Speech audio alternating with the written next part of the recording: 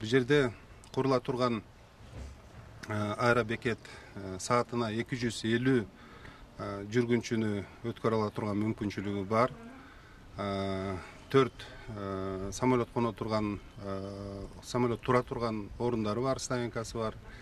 Мурунку абалы 2000 метр узундукта болчу учуп конуу тилкеси. Бүгүнкү күндө биздин проекциябыз боюнча учуп конуу тилкеси дагы 400 метрге узарды, ошо менен 2400 метр болот.